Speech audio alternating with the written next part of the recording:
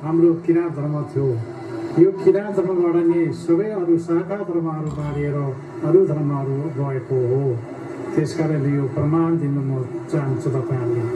र आजका हाम्रो मिडियामा हाम्रो कुरा भइराखेको विश्वले हेरिराखेको छ। अब यो किराँत धर्म लेख्नु त 10 वर्षमा आउँछ। अब यो 10 वर्ष पुग्नु आँट्यो। अबदेखि हामीले किराँत धर्म लेख्नु स्टार्ट गरौँ र यसलाई हामीले मेचीदेखि महाकाली, महाकालीदेखि मेची, तराईदेखि हिमाल, हिमालदेखि तराईसम्म सबै नेपालीहरूले चाहिँ हाम्रो किराँत धर्म लेखौँ। यो कुरा तपाईँहरूलाई म अनुरोध गर्नु म चाहन्छु। र विदेशको हकमा, बाहिरको हकमा हामी दार्जिलिङ, सिक्किम, भुटान र बर्मा र जापान र हामी टोकियो र हामी पश्चिमको हकमा हामी अमेरिका, हामी क्यानाडा, यता चाहिँ युके र श्रीलङ्का र उता गएर चाहिँ हामी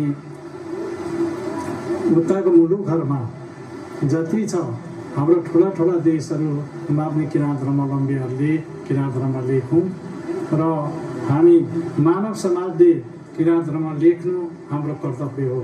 यही कुरा तपाईँहरूलाई सन्देश दिन म चाहन्छु। र मलाई खुसी लागेको छ आजको दिनमा हामी कहाँ कहाँ माथि उत्रेर गएको हामीले सम्झना छ।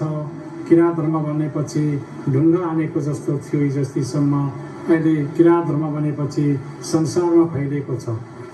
अस्ट्रेलियातिर फैलिया छ, युक्रेनतिर फैलिया छ र संसारको विश्वको टापु टाकुरा राज्यहरूमा किराँत धर्म फैलिएको छ।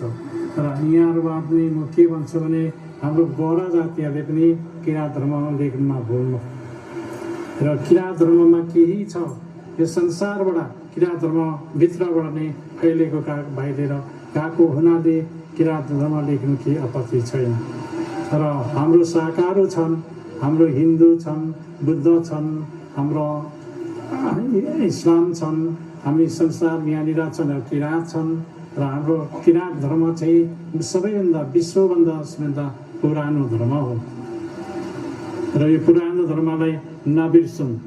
हामी आदिम मानव समाजको लागि यो अत्यन्तै पुरानो धर्म भएको हुनाले र यो हाम्रो मानिसले संसारको मानव जातिले यो नबिर्सौँ भन्दै म यो कुरालाई तपाईँलाई अनुरोध गर्दै किराँत धर्म लेखौँ, नबिर्सौँ भन्ने कुराहरू म तपाईँले जानकारी गराउँदै म यो कुरा मेरो 1-2 शब्द चाहिँ म आज यहाँ विश्लेषण गर्न चाहन्छु। र आजदेखि यसलाई ओपनिङ भएको, आजदेखि काम सुरु भएको पनि तपाईँले जानकारी गराउँदै हाम्रो महासभाले र महाकालीदेखि मेचीदेखि महाकालीसम्म, तराईदेखि हिमालसम्म, हिमालदेखि पनि बताउनु पर्छ।